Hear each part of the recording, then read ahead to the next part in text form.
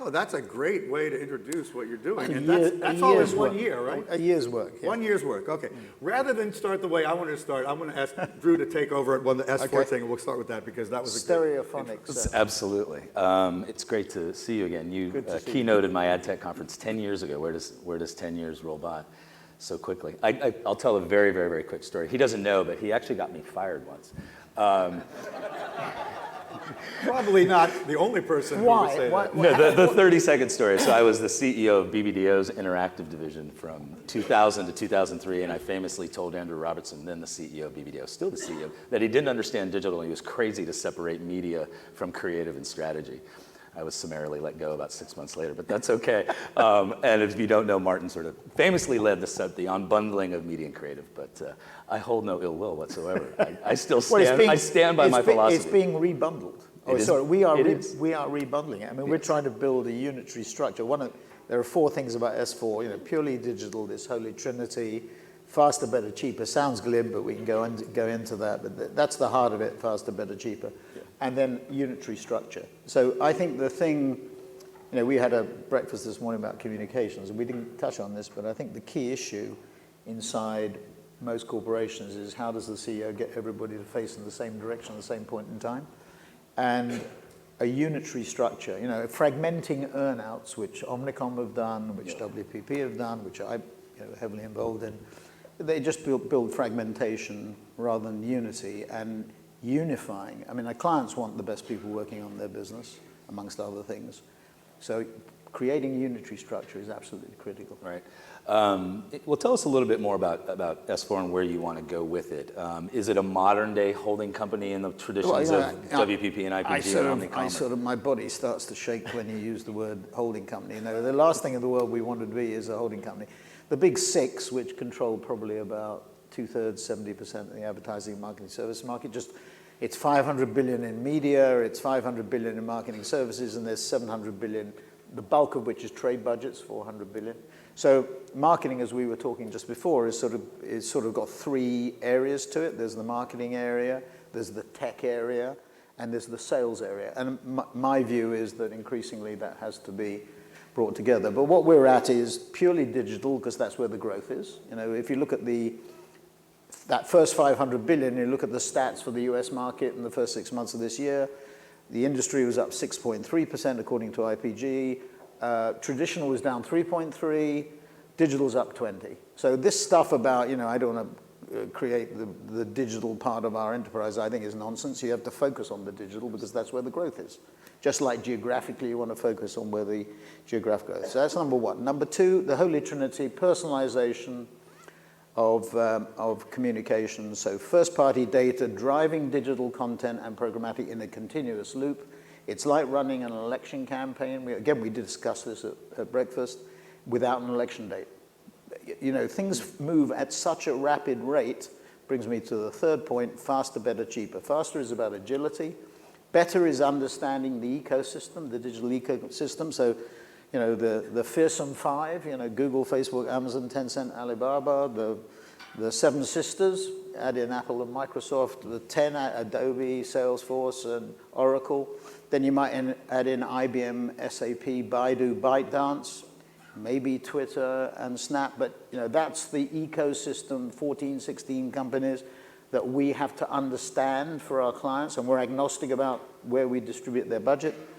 And cheaper means more efficiency, and finally the unitary structure. So those are the four things, and to David's sort of introduction, the objective, that's just English politeness. Okay. The introduction is around, creating a new era, new age model, which is very different to the holding company. Okay, I have a question.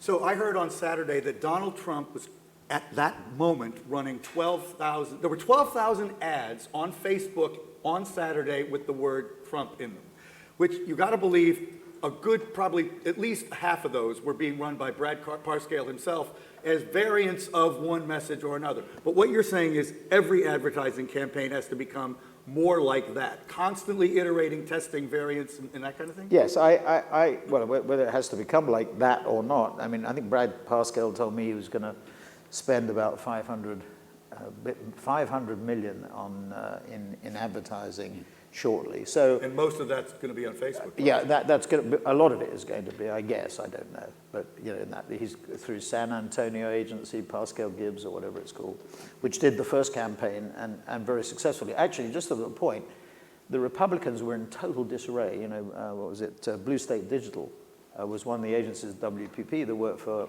Obama on his two campaigns, you know, getting the mini contributions, raised $1 billion the first time round, 700 million, I think, the second time round. And the Democrats were way, way ahead. Now, I can remember after Obama's second victory, the Republican, I think Rupert Murdoch organized a conference after, just a general conference, it wasn't around the Republicans specifically, but the RNC chairman said how far behind they was. And, you know, fast forward 4 years later, and they were right in there. So quite incredible what they did. But coming to the model, you know, my view is after Lehman, after 2008, clients cut costs too much. You know, procurement and finance, if this was marketing and marketing pre-Lehman was here, procurement and finance started to move up, and maybe in most organizations ascended. So zero-based budgeting was the vogue, you know, the 3G boys and Coty, et cetera, now discredited to, not completely, but to a significant degree. What happened to Kraft Heinz, you know, bid for Unilever, when its market cap was 104 billion. Last time I checked, it was like 35, 40. I think it's come up a bit now with the South American guy has gone in there as CEO, Patricio. But wait, what's the connection of But, the well, price of the deal? but so they reduced their costs so violently, they lost control of their marketing. Ah, right. In 2016, the walls in the walled garden go up, and everybody, you know, our clients thought, we're going to have the relationship with consumers that we couldn't have before because of Walmart and Tesco and Carrefour. They blocked us. But the rise of the new e-tailers, you know, Amazon, eBay, Alibaba, Tencent, blocked them and controlled the data. In 2016, whether it was because of GDPR, whether because of brand safety, interference in election, privacy, or whatever, the walls were going up. So our clients realized that to control that relationship and influence that relationship with the consumer, they had to control the data. So you now have that wrestling. You know, you saw Nike last week say no more Amazon products, okay? So what you've got now is a more balanced model where clients are saying, I'm going to, and this is counterintuitive, I'm going to have more bricks control. You know, so for example, in cosmetics, a company like in perfumes business, Christian Dior in China has 200 stores that it owns. Nestle have Nespresso. You know, so we did the Starbucks launch for Nestle. Nestle has Nespresso. They have stores where they collect the data on you and I and the capsules or the perfume at Christian Dior. And on the click side, they're building up their e-commerce sites and .com sites. So they, again, have that relationship. But in both cases, they get the data. So that model, let's call it the Pascal model or whatever, the personalization at scale. You saw on the clip in the film, the Netflix example. That is the best model that I've seen. You know, they give us Narcos 3 tapes. We cut the tapes up. We put in our creative content. We monitor your behavior online. What you're watching, you're on WSJ.com. We'll serve you a film that compares Narcos 3 to a business. You're on a fitness site to a fitness program. In that particular campaign, we created 1.5 million different potential executions, depending on what your behavior. Wait, who's the client there? Netflix. Netflix was the client. Yeah. So personalization at scale, you know, given your political example, is going to be Well, you're the one who increasing. mentioned politics. But Well, and also, you know, we've been talking about Facebook here and the platforms and Google, and you famously called Google a frenemy years ago. Yeah, I mean, I've had a Damascene conversion. Well, You know, they're a friendly. At worst, they're a friendlier frenemy than they yeah, were. have you evolved at your worst, sort they're a of, friendlier frenemy. they're a friendlier frenemy? So they're friends. They're almost friends. Well, I described 14 or 16 companies in the ecosystem that we have to understand. S4 Capital, Media Monks, which is our content practice, and Mighty Hive, which is our program practice. We have to understand how those companies work and the shifts. So if you said to me, what's the most significant shift? It's ByteDance. You know, there was an interesting interview with Evan Spiegel this morning where the interviewer picked up on ByteDance at the end. I think ByteDance is at 8 billion of ad revenues. Snap has a good year this year at 1.5 billion. Google's at 125 last year. Facebook 52 last year.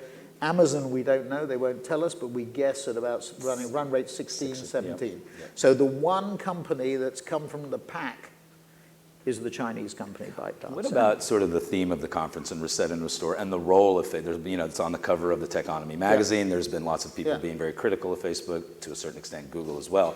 If you picture the movie that Titanic, and remember they go down into the bowels and they're shoveling the coal and they got the fire. Well, it's our industry. We fund Facebook.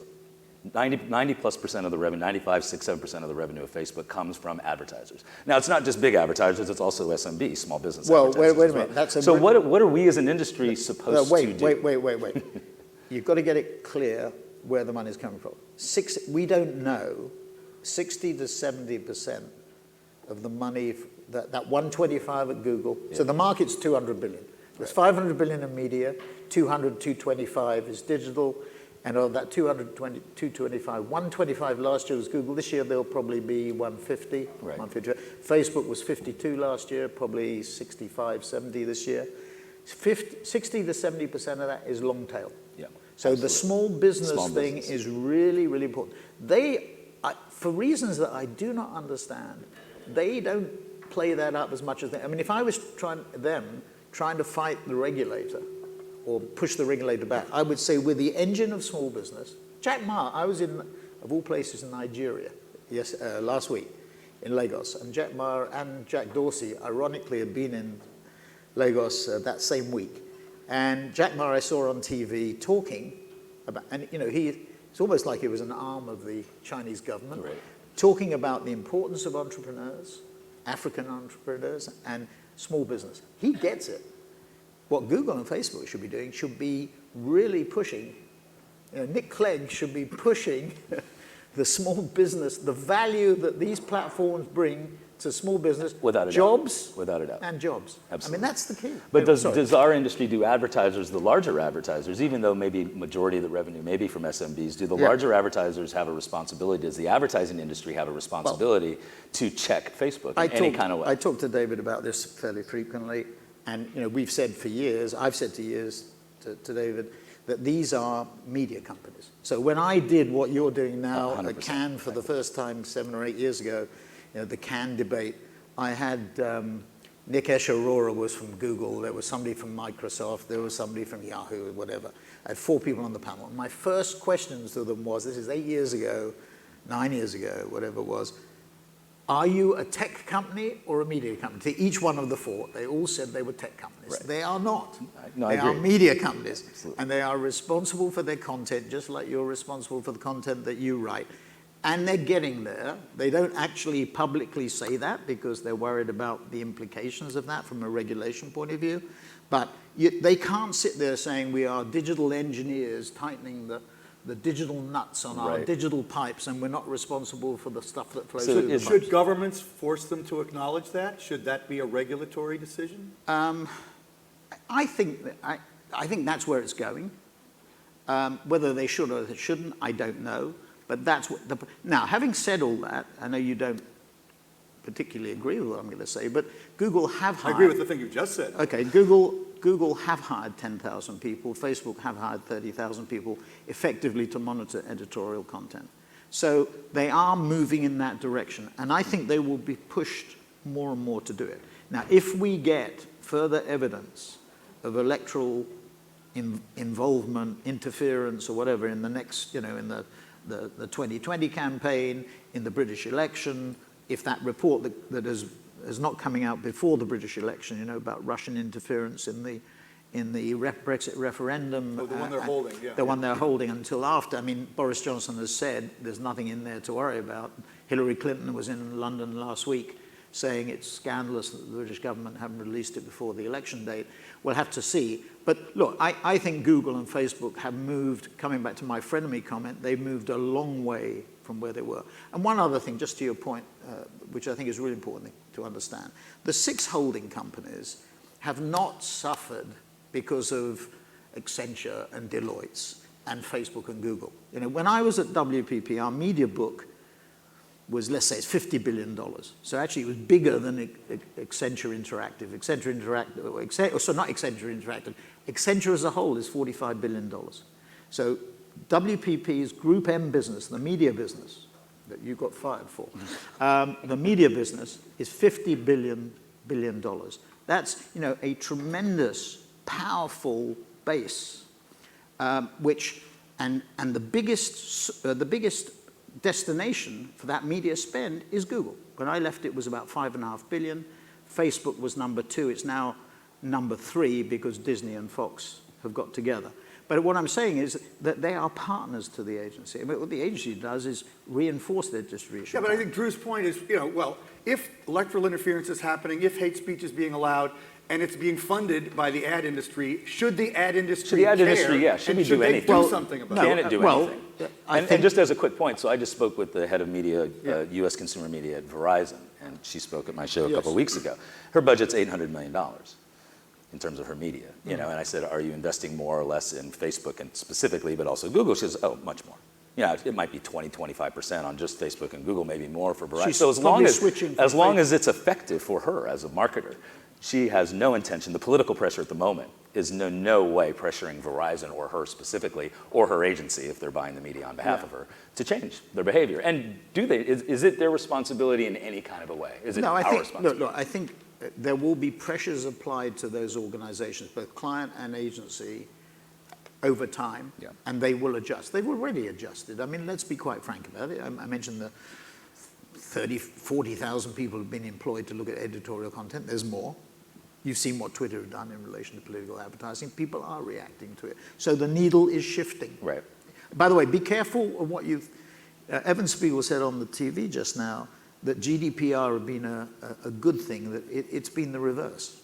GDPR in Europe has reinforced the position of Google, Facebook, and Amazon. Absolutely. It has, because a lot of those medium-sized players in America that were going to come to Europe said, too complicated. They have the financial wherewithal to hire the lawyers to do whatever they need to do. It's benefited them. So you've got to be benefited them. Be careful what you wish for on regulation. But your basic answer is not really a lot of role or responsibility for the advertising industry to help solve that problem. Well, no, that's unfair, Dave, because we have pushed. You have pushed? Yeah. And we continue to push. Yeah. Yes. But it's ultimately... the brand... Is it just because of proximity to things you don't want to be associated with, or is it for other reasons? Probably both. Okay. Well, I think it's also, it's really up to the consumer at the end of the day. Like, the advertiser is going to follow what is most effective for them as from a marketing... Well, there's one thing that we don't do. You know, I said to David on the phone when we were prepping for this, when was the last time that you refused to accept when asked, you know, accept or decline? The answer is we just go ahead. We don't even read these agreements. And they're specious agreements. They're very long. They're complicated. If you gave it to a lawyer, it would take him or her, a month to respond. What we have to do is to simply explain to consumers what they're letting themselves in for. This is absolutely fundamental.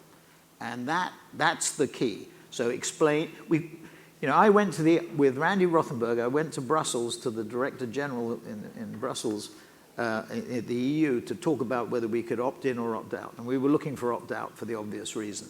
No way we could get opt out now. It has to be opt in, and it has to be on the basis that the consumer understands precisely what he or she is letting themselves in for. Great article in the FT, actually, of all places. Wait, so you changed on that? Is that what you're saying? What's it? Yes. Opt in, opt out? Well, no, I've accepted that given You've the realized lack of transparency, given the lack of transparency. So you had to change your view. Yeah. I mean, but they didn't change their view. On our model here at S4, it's total transparency. Right. That's what it's got to be. Nothing hidden. Yes. Okay, good.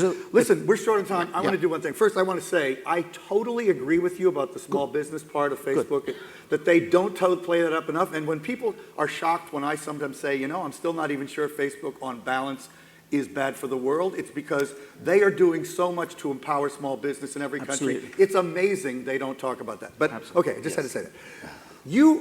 I've got to get you talking about the economy, because in the decades I've known you, I mean, Klaus Schwab, I've seen many times interview you to figure out what's going on. You have clearly shown already today, you have a very synthetic kind of methodical way of looking at things. Where do you see the world right now? And talk about China as part of that. Okay, the biggest problem, you know, is Chinese-American relations. I mean, I shouldn't say this because I'm a visitor to this country, but I mean, I think I will say it. The biggest issue is the failure of America to accept, or the unwillingness of America to accept, the rise of China. You know, if you went back in history to the early 19th century, China, what we call the BRICS and Next 11, or Jim O'Neill, ex-Goldman calls the BRICS the next 11, we're 40% of the worldwide GDP, which is what they will be again shortly. India will be the most populous country on the planet. This is the way the world's moving. And what we've seen is America withdraw, not just with the Trump administration, but with the Obama administration as well. And as they've withdrawn, that vacuum has been filled by China. I mean, the latest example last night, this is off the record, is this here? Of course. Yeah, okay. As much off the record as, yeah, of course, says David. Anyway, we were talking We'll about tell all of the live stream viewers, it's off the record, okay. Okay. Dalai Lama, we were talking to somebody who'd just been to see the Dalai Lama, which was very interesting. And he said that the Dalai Lama had indicated that relationships with China and Tibet were improving, which is quite interesting. Now, why are they improving? It's because the relationships with America are degenerating, and China is filling. You know, I was in Saudi last week. I was in Nigeria last week. Who's the biggest FDI investor in Nigeria? China. Right. Go to Africa. So we're pushing Go to Europe Latin into the arms of China, too. Absolutely. Would you have supported TPP? Yes. Was that designed, wasn't the architecture of TPP, the Trans-Pacific Partnership, to recognize the rise of China? Yes, I mean, you know, and their response now, Belt and Road Initiative, is, Right. to go Absolutely. round the houses. So Yeah. that's the fundamental issue. Now, Brexit is not a sideshow. What's happening in Latin America, in Mexico, in Brazil, in Argentina, in Bolivia, I mean, is not a sideshow. What's happening in the Middle You East mean is the not- rise of popular revolt? Yes, and populism and everything. But the biggest thing, you asked me what I worry about? You know, free trade has helped, you know, when I was at Saatchi's, when I was at WPP, I mean, if you said to me, what was the single most important factor? It wasn't that we were bright at Saatchi's or WPP or what we've done at S4 Capital so far. It's that the world was moving in a constructive way. You know, there are two forces, globalization and the rise of technology. This is apple pie and motherhood.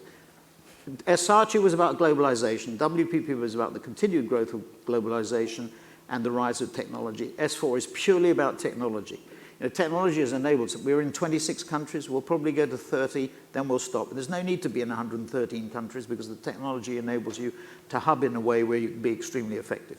The biggest potential block to our expansion is that friction between America and China. And I have no answers for you because if Elizabeth Warren was in the White House, or Bernie Sanders was in the White House, probably would be the same.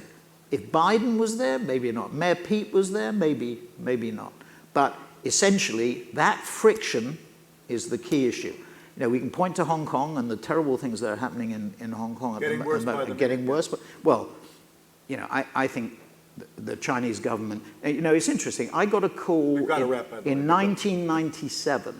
I got a call because we built, you know, China was our third largest market at WPP. We had 16,000 people, revenues of 1.7 billion. I got a call in 1997 to shift the focus of our Chinese operations away from Hong Kong to Shanghai and then ultimately Beijing, because that became the technology capital for China. So that friction, you know, the other things that really worry me, the rise of populism is going to continue because I think technology is a net destroyer of jobs. And the middle class, really, however you define that, I hate that phrase, but the middle class means insecurity. Yeah, tremendous insecurity around the rise of technology and the loss of jobs. And I think that's a crucial issue. So, you know, we have to work on education, we have to work on infrastructure, hard and software, we have to work on mobility. You know, communities are being destroyed by changes in technology. Retail is being destroyed, which means a source of jobs. You know, just one thing in India. Okay, we got to go. Yeah, well, India is a really interesting example where the government suddenly woke up to the impact of technology on destroying retail distribution and have stopped it because it destroys a lot of the electoral base. I'll tell you, it's a little grim way to end, but as always, press play. It was fantastic.